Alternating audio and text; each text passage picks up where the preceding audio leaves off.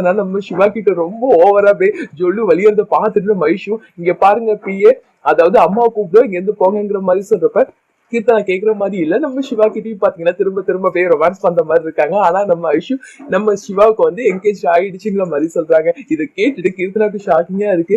என்ன உண்மையாவான்னு சொல்லி கேக்குறப்ப அதான் நான் சொல்றதுல அப்புறம் என்ன போறீங்களா அம்மா கூப்பிடுவான்னு சொல்லி ஐஷு கேட்டது நம்ம கீர்த்தனா பாத்தீங்கன்னா இந்த இடத்த விட்டு போறாங்க. அதுக்கப்புறம் நம்ம சஹானா கிட்ட வந்து அபிஷியல் ஒர்க் எல்லாத்தையுமே சொல்றாங்க. சொல்லி முடிச்சதுக்கு அப்புறம் மேடம் உங்ககிட்ட ஒண்ணு கேட்பான், தப்பா எடுத்துக்காதீங்க, அதாவது அந்த பர்சன் இங்க இருக்காருல அப்படிங்கிற மாதிரி சொல்றப்ப நம்ம சகானவுக்கு இங்கதான் சொல்றாங்கிறத அவங்க கன்ஃபார்ம் பண்றாங்க. இருந்தாலும் நம்ம பிஏ பாத்தீங்கன்னா பேரை சொல்லாம அவரு உங்களுக்கு சுத்தமா பிடிக்காதுல மேடம், எப்படி வீட்டுல இருக்காருங்கிற மாதிரி கேக்குறாங்க. யாருன்னு சொல்லி சகானா கேக்குறப்ப இல்ல அவருதான் உங்களுக்கு அடிக்கடி ஹெல்ப் எல்லாம் பண்ணியிருக்காரு, உங்களுக்கு பாடி கார்டா கூட நான் வைக்க சொன்னல அப்படிங்கிற மாதிரி எல்லாம் சொல்லிட்டு கிங்கு தான் நம்ம கிங்கு தாங்கிற மாதிரி சொன்னது சகானா செம்ம டென்ஷன் ஆகுறாங்க. இங்க எதுக்காக வந்தீங்களோ அந்த வேலையை மட்டும் பாருங்க, தேவையில்லாம இது பேசாதீங்க, அவர் ஐஷுக்காக இங்க வந்திருக்காரு அப்படிங்கிற மாதிரி எல்லாம் சொல்றாங்க.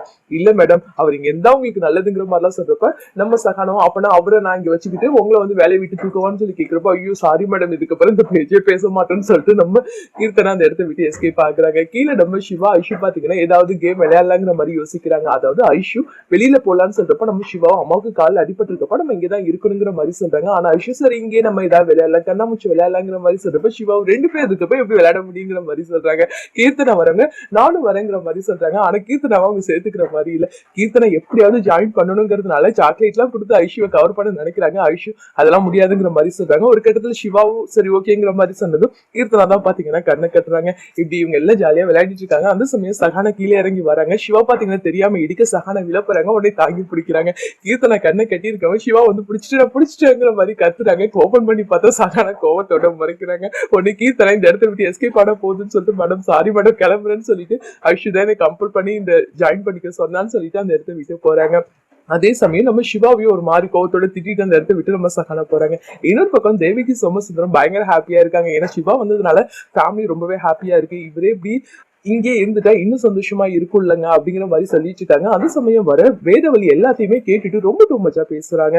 ஏன்னா என் மருமக இங்க கஷ்டப்பட்டுட்டு இருக்காரு, ஆனா நீங்க அந்த ரவுடிக்கு சப்போர்ட் பண்ணி பேசிட்டு இருக்கீங்களா, அதாவது உங்க பொண்ணும் அந்த ரவுடியும் அப்படியே வரிசைக்கிறதுலாம் பார்த்து உங்களுக்கு அசிங்கமா இல்ல அப்படிங்கிற மாதிரிலாம் பேசுறப்ப என்ன அசிங்கம் இருக்கு, அவங்க ரெண்டு பேரும் என்ன வேற ஆளா அப்படிங்கிற மாதிரிதான் தேவிக்கு சோமசுந்தரமும் பேசுறாங்க. ஆனா வேதவழி ரொம்ப டூ மச்சா பேசுறாங்க. உங்க பொண்ணு பெரிய நல்ல மாதிரி தாலியை கழட்டி போடுற நீ தானே எனக்கு முக்கியம் அப்படி இப்படின்னு சொன்னா இப்ப மட்டும் என்ன ஆச்சு அப்படிங்கிற மாதிரிலாம் கோவத்தோட பேசுறப்ப இங்க பாருங்க நியாயப்படி பேசுங்கிற மாதிரிதான் தேவிக்கு சோமசுந்தரம் சொன்னாலும் வேதவழி கேட்கிற மாதிரி இல்லை.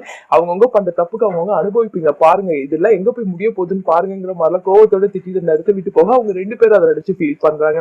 இன்னொரு பக்கம் நம்ம சிவா பிளஸ் ஐஷு ரெண்டு பேரும் அந்த தற்காப்பு கலை ரெண்டு பேரும் பாத்தீங்கன்னா சமயம் ஃபைட் பண்ணிட்டு இருக்காங்க. சகானா அந்த சமயம் வராங்க, பாத்துட்டு அப்படியே நிக்கிறாங்க.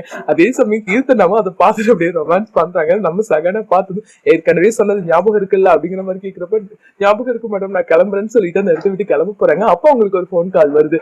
அதை கேட்டுட்டு ரொம்ப ஹாப்பி ஆகுறாங்க. மேடம் ஒரு குட் நியூஸ் சொல்றப்ப சகானாவை என்னன்னு சொல்லி கேட்கிறாங்க. அதாவது உங்களை சிறந்த தொழிலதிபருக்கான விருது உங்களுக்கு கொடுக்க போறாங்களா அப்படிங்கிற